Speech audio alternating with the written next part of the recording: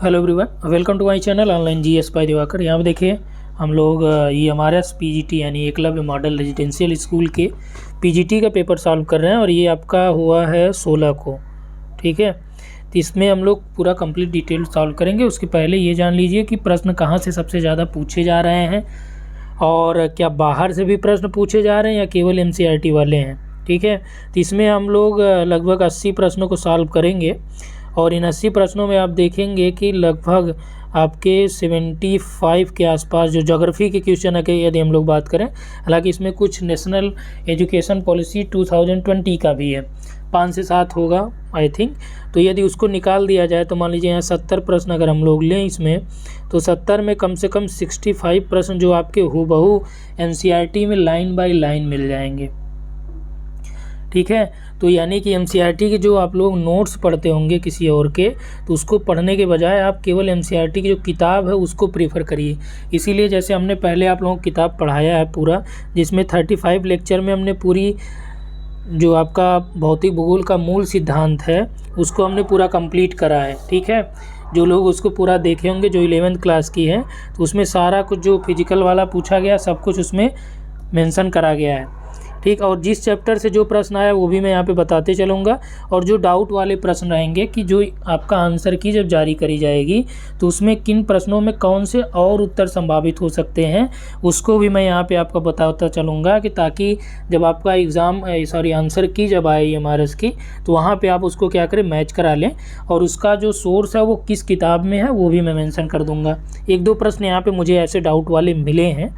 ठीक है, तो इसके अलावा जो हमारा दूसरा यूट्यूब चैनल है वो है स्टडी पीवाईक्यू, इसको आप लोग फॉलो करना मत भूलिएगा, क्योंकि यहाँ पे आपको एनिमेटेड वीडियोस भी मिल रहे हैं। इसके साथ साथ यहाँ पे आपको जो प्रीवियस ईयर के क्वेश्चन है मैक्सिमम आपको टीजीटी पीजीटी सारा कुछ यहाँ पे मिल जाएगा।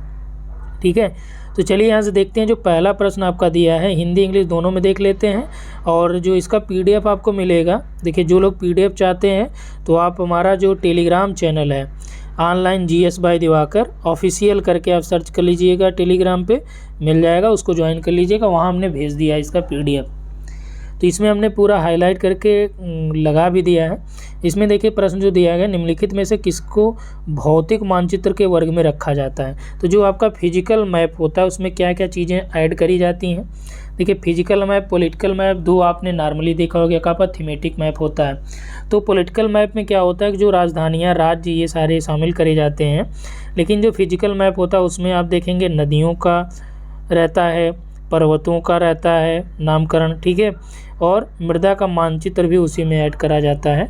तो ये आपका राइट आंसर यहाँ पे 4 हो जाएगा। 52 में देखिए नेक्स्ट है यहाँ पे कि निम्नलिखित प्रक्षेपों में किस पर विश्व मानचित्र को बनाया जाता है। ठीक, कौन सा प्रोजेक्शन, तो सबसे सही जो प्रोजेक्शन है वर्ल्ड मैप के लिए वो आपका मर्केटर होता है। ठीक है, कौन सा है, मर्केटर है। लेकिन यहाँ पे वो ऑप्शन में है नहीं।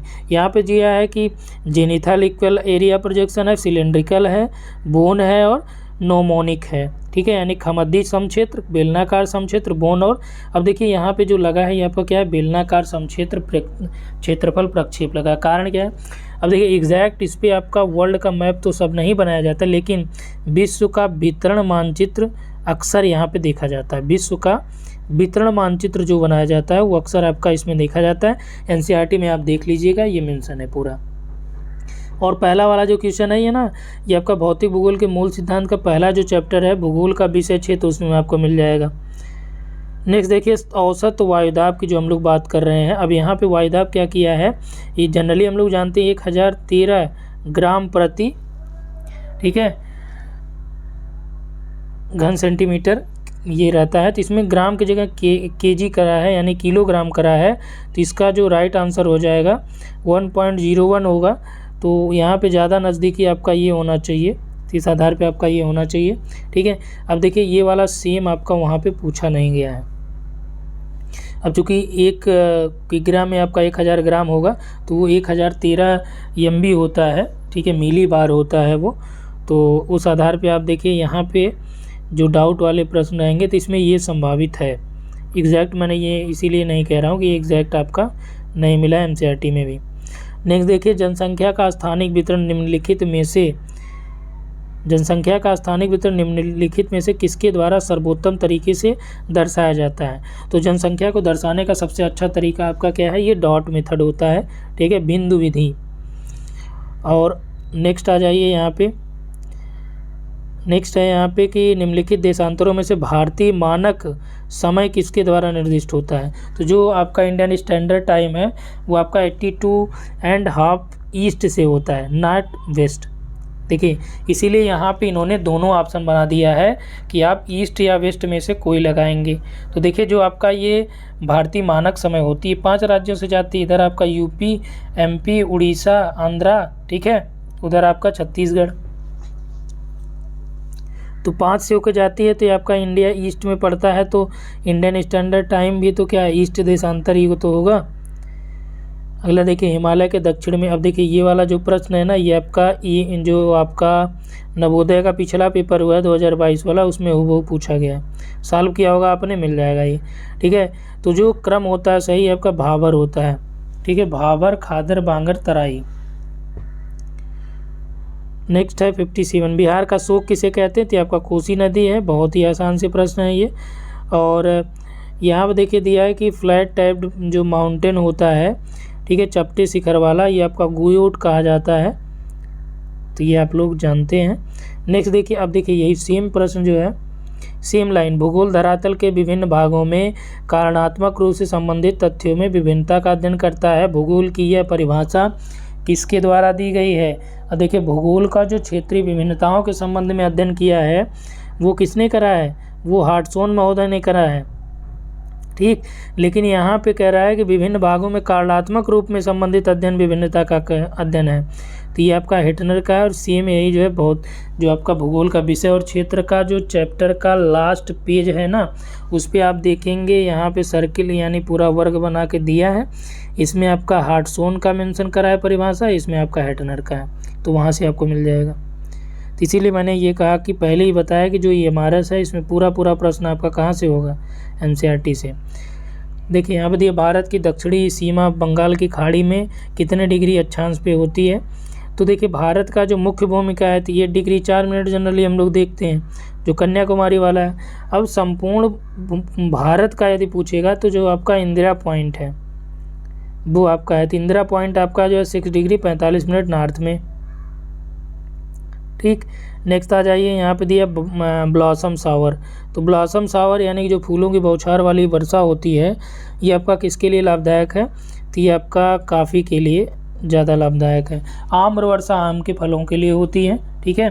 काल बैसाखी जो है वो आपका पश्चिम बंगाल की है।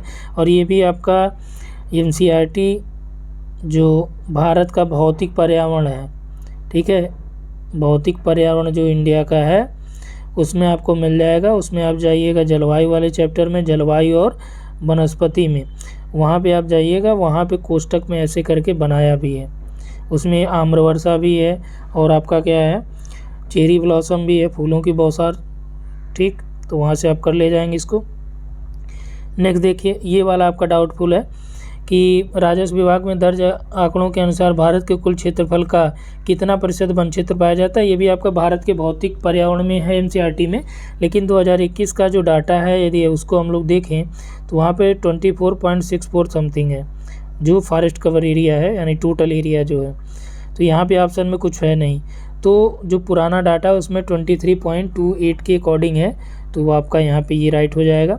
नेक्स्ट देखिए एल नीनो। अब इसको आप लोग जैसे आएगा आंसर की तो आप भारत का भौतिक पर्यावरण एनसीईआरटी खोलिएगा, उसमें तो इसको आधार पे बना के आप जो लेटेस्ट डेटा है उस पर ऑब्जेक्शन कर सकते हैं।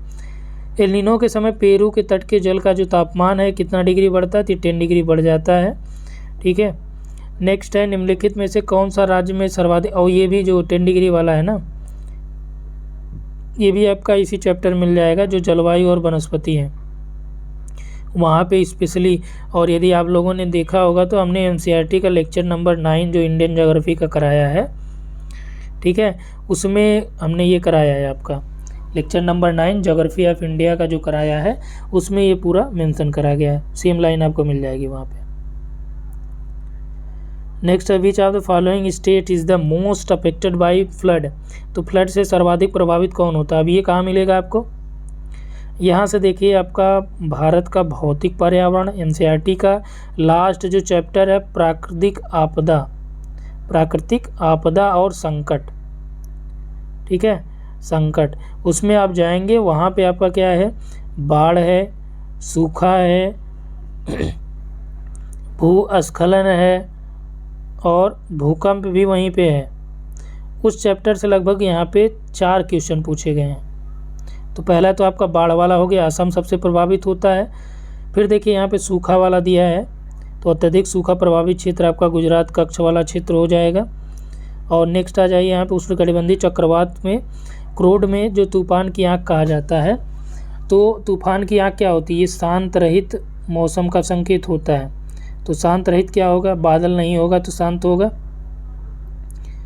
आगे देखिए भूस्खलन के संदर्भ में पश्चिमी घाट के उच्च वर्षा व तीव्र ढाल वाले क्षेत्रों को क्या बोला जाता है, ये अत्यधिक सुभेद्यता वाले में आते हैं, वेरी हाई वल्नरेबिलिटी जोन में आते हैं। ये टाइप ऑफ वल्नरेबिलिटी जोन है जो आपका भूस्खलन से है। और ये भी एनसीईआरटी 11th क्लास भौतिक पर्यावरण भारत का लास्ट वाला चैप्टर, ठीक है।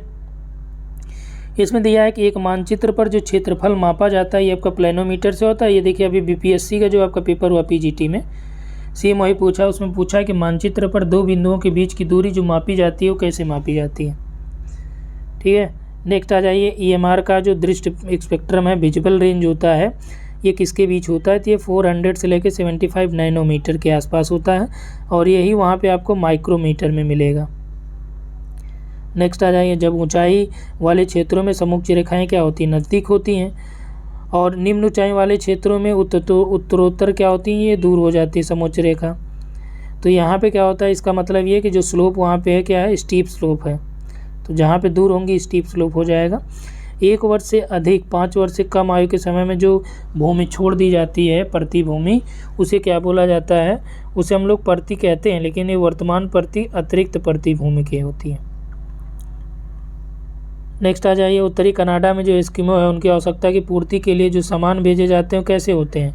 अब आप देखिए रूट, वहाँ पे रोड तो है नहीं, वाटर रूट तो है नहीं, रेल भी बिछी नहीं है, तो क्या करेंगे, एयर रूट से जाएंगे। जो वहाँ पे रोड के लिए रूट बने हैं वहाँ पे बर्फ़ के पहाड़ आपको मिलेंगे, दुर्गम रास्ते हैं। भारत में कुल उपयोगी जल संसाधन कितना है, तो जो CMR रिपोर्ट है, ठीक है, ये मंत्रालय के द्वारा रिपोर्ट जारी करी जाती है, वाटर रिसोर्स से रिलेटेड है। तो इसमें जो आपका राइट आंसर दिया है वो 1122 घन किलोमीटर है और एनसीईआरटी में भी आपको ये मिलेगा, भारत वाले में जाइएगा संसाधन वाले चैप्टर में। 74 देखिए इसमें क्या है कि मैक्सिको के से उत्तर from the gulf of Mexico of north eastern state big inch is used transportation. जो बिग इंच पाइपलाइन, अब देखिए यहाँ पे पाइपलाइन भी पूछा है।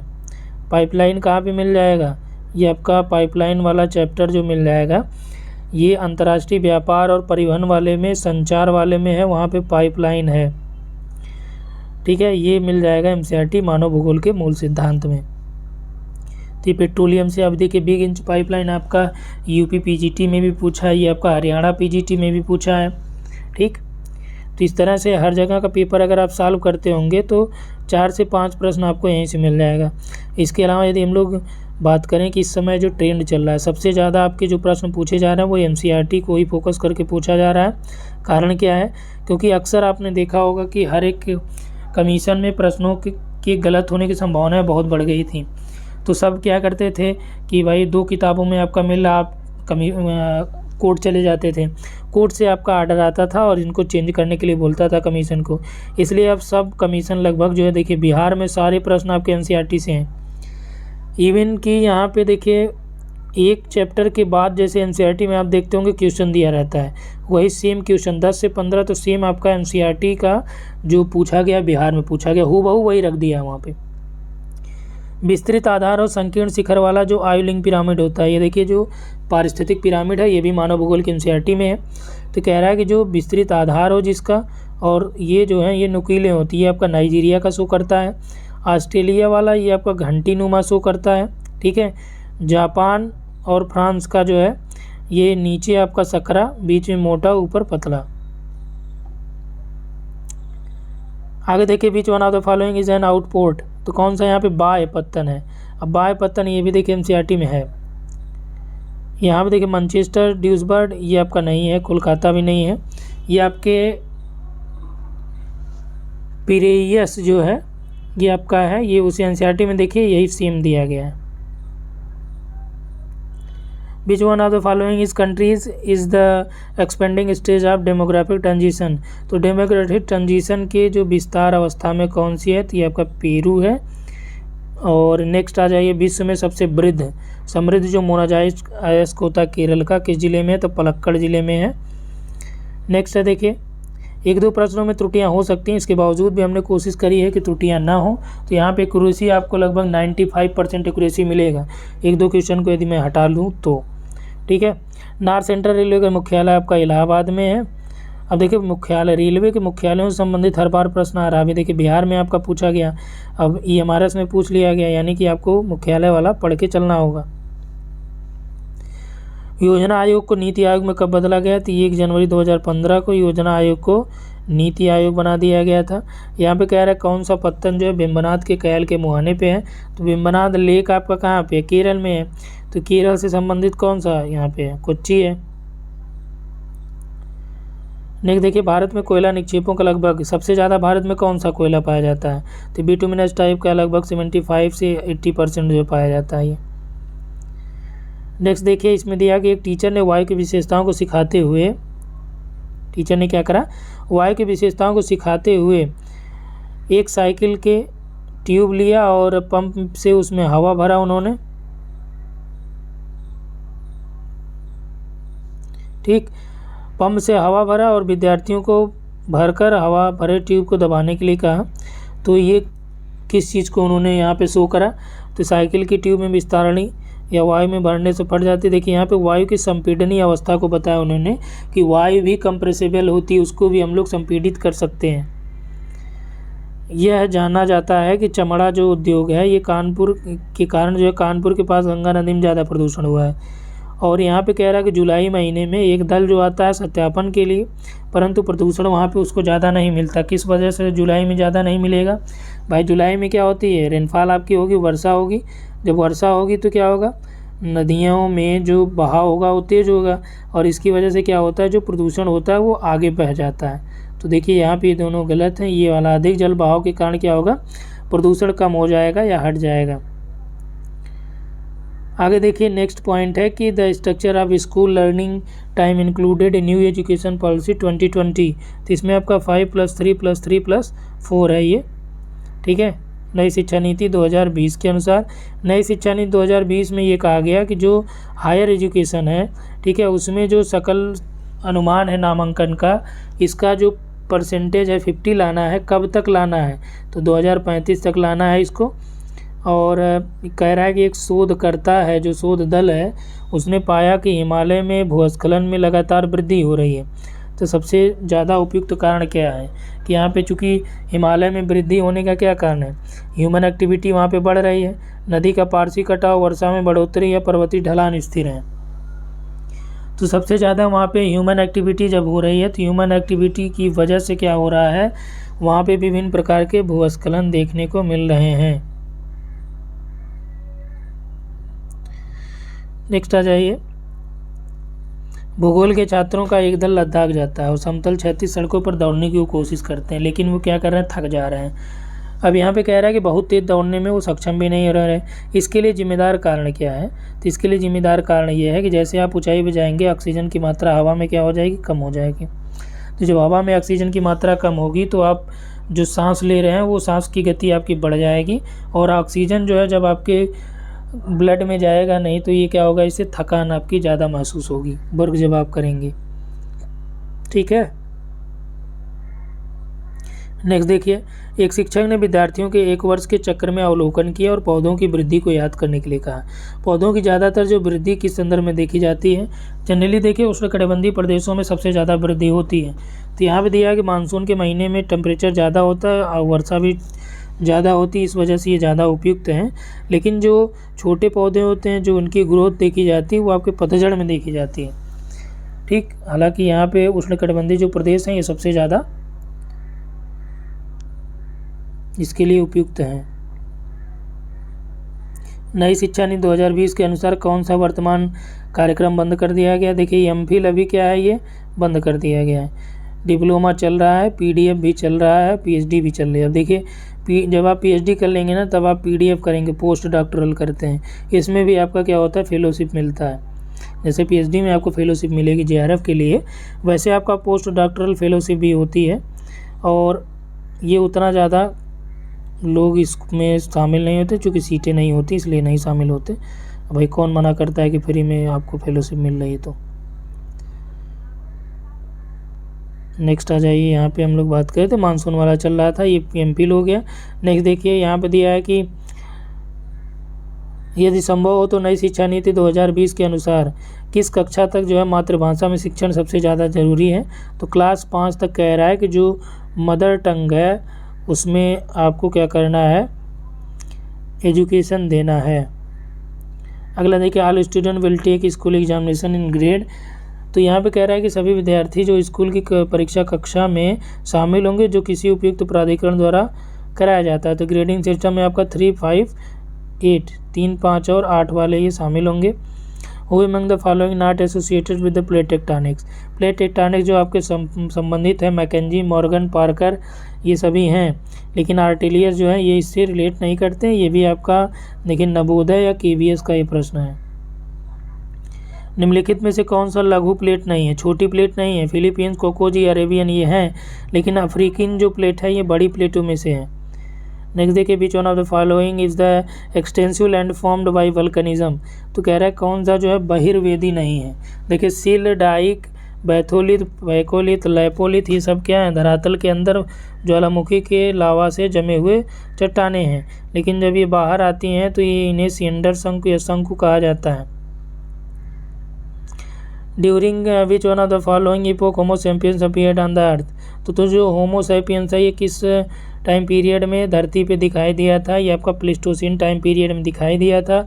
अब देखिए ये कहाँ मिलेगा आपको, एनसीईआरटी में मिल जाएगा। एनसीईआरटी में जो भूगर्भिक संरचना है, पृथ्वी की आंतरिक संरचना का जो चैप्टर है भौतिक भूगोल का मूल सिद्धांत, ठीक है, उसमें आप जाएंगे, चैप्टर नंबर 2 देखेंगे, उसमें लास्ट वाले पेज पे आपका पूरा ऐसे डायग्राम बना के पूरा दिया है, ठीक है, सारणी बना के, उसमें आपका यहाँ पे कल्प का है, इपोक ध्यान रखिएगा।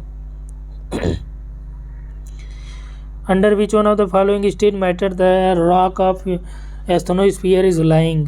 तो कह रहा है दुर्बलता मंडल की चट्टानें निम्नलिखित में से किस अवस्था में पाई जाती हैं?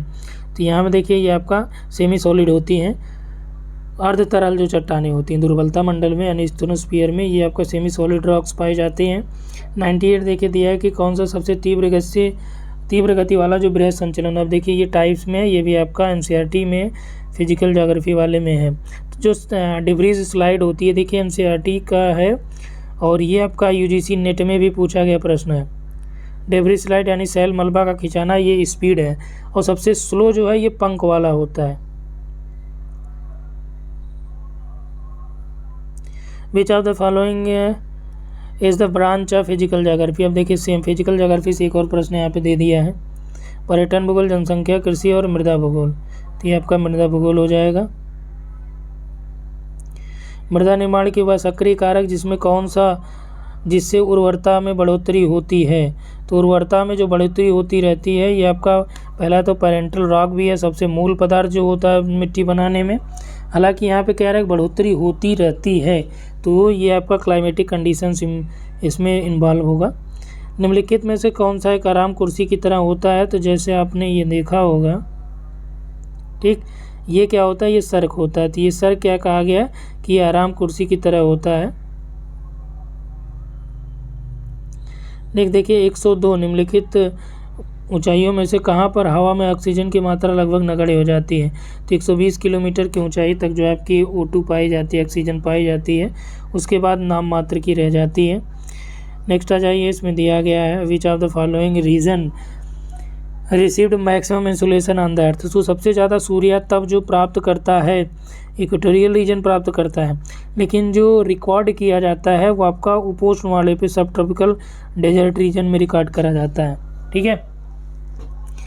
तो सबसे ज़्यादा जो प्राप्त करेगा वो इक्वेटोरियल रीजन प्राप्त करता है, क्योंकि यहाँ पे हमेशा सन की जो लाइट होती क्या होती है, सीधी पड़ती रहती है। लेकिन जो मापा जाता है सबसे ज़्यादा वो 23.5 नॉर्थ एंड साउथ पे मापा जाता है। कारण क्या है कि यहाँ पे आपका वाष्पीकरण कम होता है अपेक्षाकृत सूर्यातप के।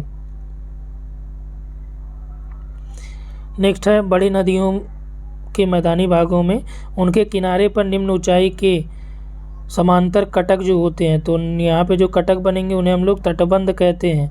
तो ये आपका प्राकृतिक तटबंध हो जाएगा, नेचुरल लीव्स हो जाएगा। क्योंकि यहाँ पे क्या होता है कि नदियों का जो वेग होता है वो स्लो हो जाता है, और जो यहाँ पे नदभार लिए रहती हैं ये अपने साइड में जमा करते हुए जाती हैं, बहुत ऊंचाई तक नहीं जमा कर पाती हैं, निम्न जमा करते हैं। Ozone layer is found abundantly within which of one of the following heights from the earth surface. तो कह रहा है कि पृथ्वी की सतह से कितनी ऊंचाई पे लगभग ओजोन परत ज़्यादा पाई जाती है। आपने ओजोन पढ़ा होगा, ओजोन 2 टाइप की पढ़ा होगा, एक आपका क्षोभ मंडलीय ओजोन आपने पढ़ा होगा, एक समताप मंडलीय ओजोन पढ़ा होगा। ठीक है, तो क्षोभ मंडलीय ओजोन इसीलिए यहाँ पे 10 से 50 लिखा गया है, और सर्वाधिक जो सघनता इनकी होती है 25 से 35 के आसपास होती है, और उससे भी ज़्यादा 22 किलोमीटर पे सघनता सबसे ज़्यादा होती है, और वो समताप मंडल में होती है। ठीक है, नेक्स्ट आ जाइए। ये सब प्रश्न आपको कराए गए हैं। जो तापीय विलोमता है इसमें कौन सी उपस्थिति, यानी तापीय विलोमता होने के सबसे उपयुक्त दशा कौन सी है, तो लंबी सर्दी की रातें हो, साफ आसमान हो, शांत वायु हो, तो आपका जो है तापीय विलोमता होगा।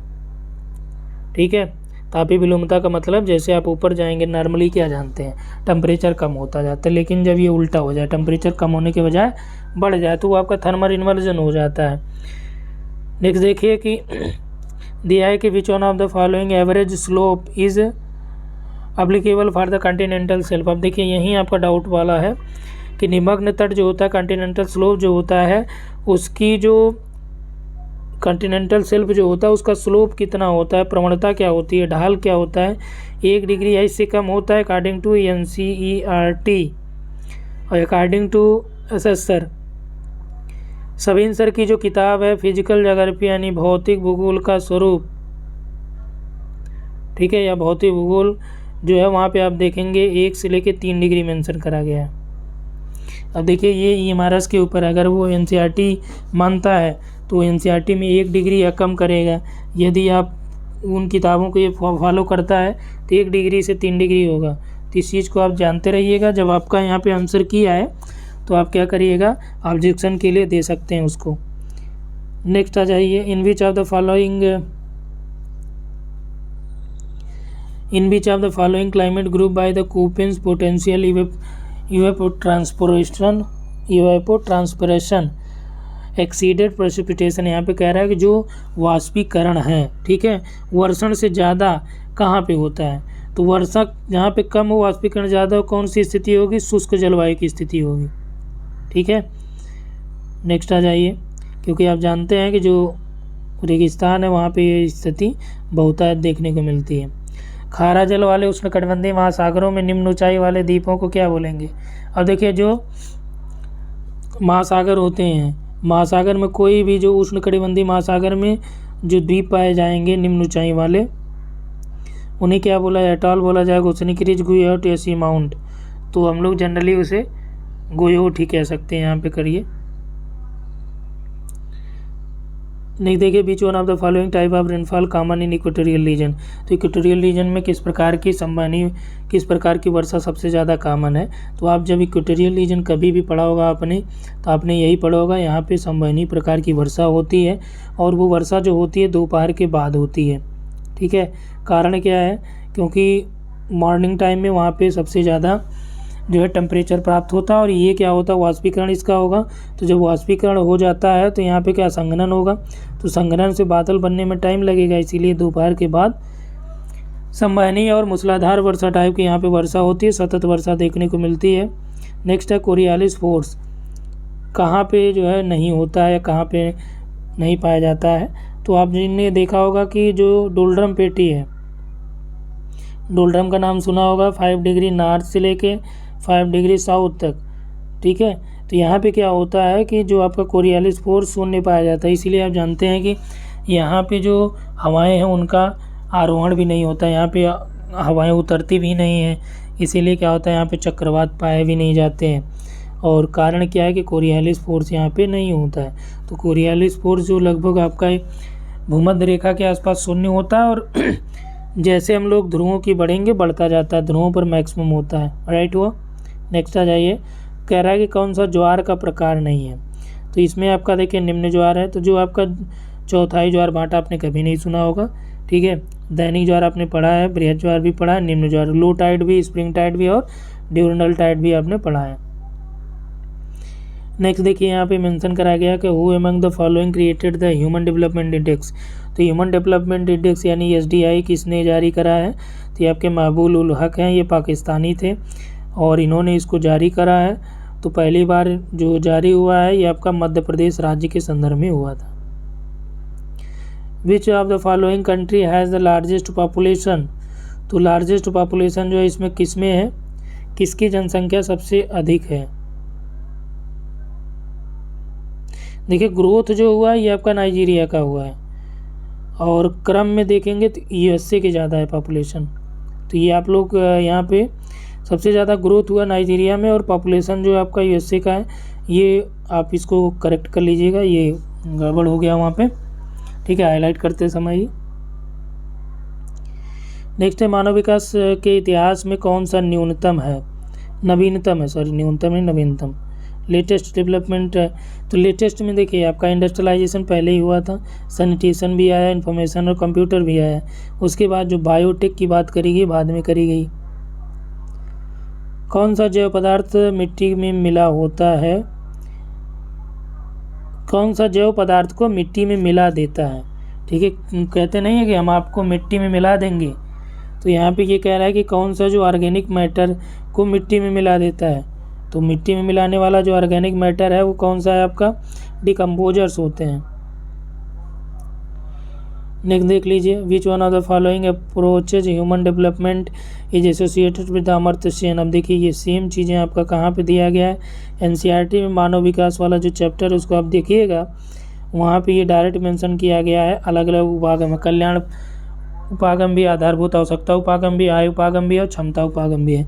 तो अमर्त्य सेन का जो नाम जुड़ा होता है ये क्षमता उपागम से है, ठीक है।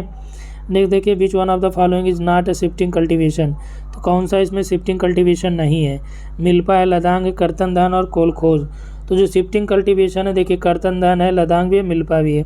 कोलखोज ये आपकी शिफ्टिंग नहीं बल्कि एक आपकी सामूहिक कृषि है, ठीक है, जो रसिया में है।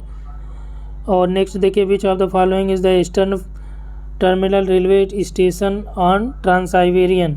तो ट्रांस-साइबेरियन रेलवे का जो पूर्वी छोर है कौन सा है, ये आपका व्लादिवोस्टोक है, तो ये ठीक है। ये भी देखिए NCERT के अंतर्राष्ट्रीय परिवहन वाले चैप्टर में है, वहाँ पे आप देख लीजिएगा। नेक्स्ट है, विच one of the following come under territory activities. Territory नहीं, टर्शियरी है, ठीक है। टर्शियरी एक्टिविटी में कौन सा शामिल करा जाता है, जो पॉलिसी मेकर्स होते हैं ये 5th 4th में आते हैं, डिसीजन वाले उसमें आएंगे, कंसल्टेंट भी। अब देखिए यहाँ पे जो आपका फाइनेंशियल बैंकिंग होती है ये टर्शियरी में आ जाएगी। नेक्स्ट है, कौन सा कृषि आधारित है, कृषि पे आधारित देखिए आपका कौन सा है, सूती वस्त्र उद्योग जो है कृषि आधारित उद्योग है। नेक्स्ट है, निम्नलिखित में से किसको ट्रक कृषि के रूप में जाना जाता है। तो ट्रक फार्मिंग किसको कहते हैं, जो हम लोग वेजिटेबल्स की खेती करते हैं उसको ट्रक फार्मिंग के अंतर्गत शामिल करा जाता है। नेक्स्ट है, उच्च प्रौद्योगिकी उद्योग जो प्रादेशिक संकेंद्रित व आत्मनिर्भर है, उच्च विशिष्टता लिए हुए होते हैं और निम्नलिखित में से किसके द्वारा जाने जाते हैं। तो देखिए यहाँ पे हाई टेक की बात कर रहा है, तो हाई टेक मतलब टेक्नोपोलिस हो जाएगा। सेज कैनाल जो है इनको जो है जोड़ती है, जो वाटर बॉडी को, तो आपका भूमध्य सागर को लाल सागर से जोड़ती है, ये आप जानते ही हैं। बहुत ही आसान वाले प्रश्न काफ़ी हैं कई। सबसे ज़्यादा जो बोलने वाले भाषाई परिवार, अब देखिए यही सेम चीज़ें कहाँ पे पूछा गया, इंडो आर्यन, ये आपका दिया था BPSC PGT में, जो आपका देखिए 1 दिन पहले ही, हमारा से 1 दिन पहले आपका BPSC का हुआ। तो जिन लोगों ने इसको सॉल्व करा होगा कम से कम 2 से 3 प्रश्न तो हूबहू पूछ लिए गए। अब देखिए सबसे ज़्यादा जो भाषाई परिवार है कौन सा हो जाएगा, इंडो यूरोपियन है, NCERT में आपका ये है। कौन सी निम्नलिखित नदियों में से उनकी स्थिति के अनुसार सबसे उत्तर में कौन सी होगी। तो यहाँ पे देखिए उत्तर में आपका सबसे कौन हो जाएगा, यहाँ पे आपका गोदावरी हो गई, ठीक है, कृष्णा हो गई, कावेरी हो गई, और यहाँ पे देखिए वैगई है, पेन्नार है, ये सब नदियाँ हैं। और जो आपका नर्मदा हो गई, ये हो गई। तो उत्तर में कौन सा हो जाएगा, नर्मदा है आपका। नेक्स्ट निम्नलिखित शहरों में से कौन सा प्रशासनिक में आएगा। तो प्रशासनिक में आपका कौन सा आ जाएगा, यूनियन टेरिटरी में चंडीगढ़ आता है। नेक्स्ट देखिए which one of the following scale on the given map remain the same when it the enlarge और रिड्यूस। यहाँ पे कह रहा है कि जब किसी मानचित्र को बड़ा या छोटा करा जाता है तो किन मापनियों में बदलाव नहीं होता है। देखिए पुरानी मापनी, कथनात्मक मापनी, निरूपक भिन्न, ये सब बदल जाते हैं, क्योंकि निरूपक भिन्न जब आप छोटा बड़ा करेंगे तभी वो चेंज हो जाएगा, जो आपका रिप्रेजेंटेटिव फ्रैक्शन यानी RF होता है। तो इसमें जो आपका जोग्राफिकल स्केल होती है, रैखिक मापनी होती है, उसमें कोई परिवर्तन नहीं होगा, चाहे आप छोटा करिए बड़ा करिए, ठीक है। विच one of the following national waterways the second largest in the length. सबसे बड़ा तो आपका नेशनल जो वाटरवे है इलाहाबाद से हल्दिया वाला है। दूसरे नंबर पे आपका यही दूसरा वाला है, नेशनल वाटरवे नंबर 2 ही है। एक बार आप इसकी डाटा को चेक कर लीजिएगा। नमामि गंगे के उद्देश्य में कौन सा नहीं था।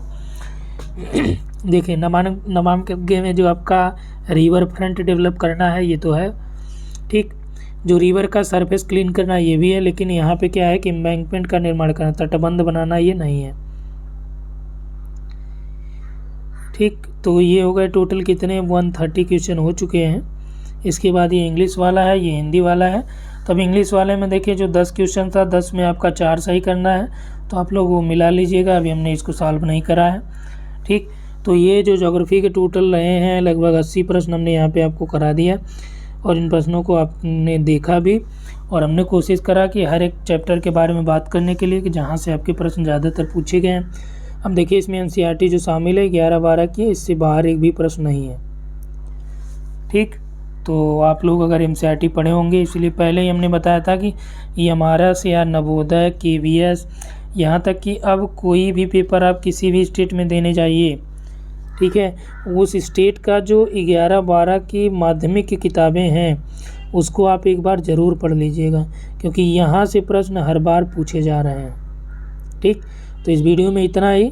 इसके अलावा आप हमें फॉलो कर सकते हैं टेलीग्राम पे, ये आपका online GS by Diwakar official करके है, ठीक है। इसके अलावा फेसबुक पे भी आप फॉलो कर सकते हैं, ऑनलाइन GS बाय दिवाकर करके है।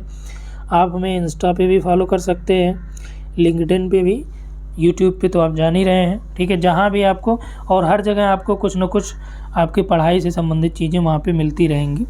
यदि आप वहाँ पे फॉलो करेंगे तो कुछ न कुछ आपको बेनिफिट्स मिलेगा, ऐसा नहीं है कि आपको वहाँ पे बेनिफिट्स ना मिले। तो इस वीडियो में इतना ही। Thanks for watching.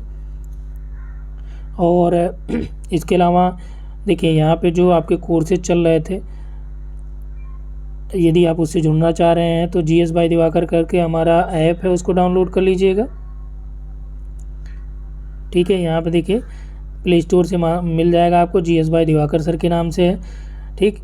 और यहाँ पे देखिए जो स्टडी PYQ का यूट्यूब चैनल है, 10,000 प्रश्नों को हम लोगों ने उस पर सॉल्व करने का टारगेट रखा है, इसको आप ज़रूर फॉलो कर लीजिएगा, क्योंकि यहाँ से आपके कई प्रश्न हूबहू यहाँ पे मिले भी हैं। और यहाँ पे आपका मैराथन क्लासेस भी हैं, 500 से 600 प्रश्नों का एक साथ वीडियो भी है, तो उसको आप लोग देख लीजिएगा। तो यहाँ पे इतना ही। Thanks for watching.